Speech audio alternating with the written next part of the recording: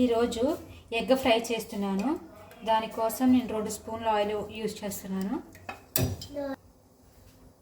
Oil కాగిన తర్వాత egg కొట్టేసుకుందాం. నేను 4 ఎగ్స్ యూజ్ చేస్తున్నాను.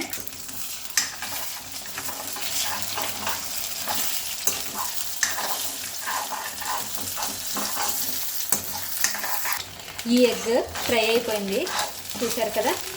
ఇప్పుడు పక్కకు తీసేసుకున్నాం.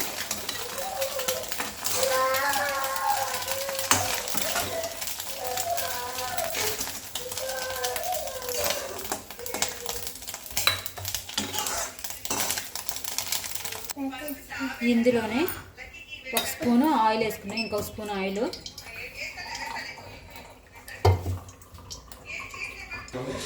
ఆయిల్ హీట్ ఎక్కిన తర్వాత ఉల్లిపాయ పచ్చిమిరపకాయలు వేసుకున్నాం. ఇవి ఫ్రై అయ్యేంత వరకు వేగించుకున్నాము, ఫ్రై చేసుకున్నాము. ఇవి వేగిన తర్వాత అల్లం వెల్లుల్లి పేస్ట్ వేసుకున్నాం.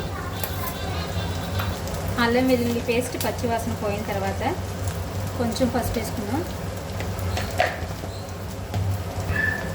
ఇందులోనే 1 స్పూన్ కారం కూడా వేసుకున్నాం.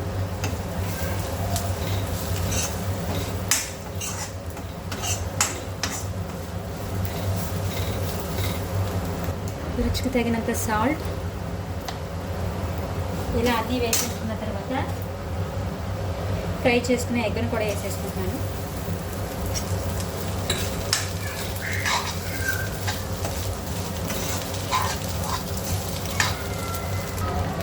ఇందులో కొంచెం పుదీనా వేసుకుందాము.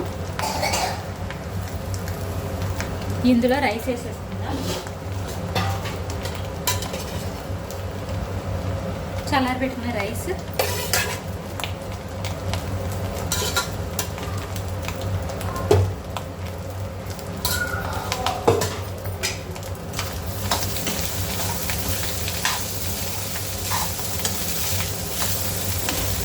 ఇప్పుడు కొంచెం టేస్ట్ చేసుకుని ఉప్పు సరిపోయిందో లేదో చూసుకుందాం.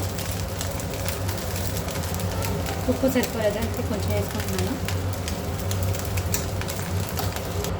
వేడి వేడి ఎగ్ రైస్ రెడీ అయింది. మీరు కూడా ట్రై చేయండి.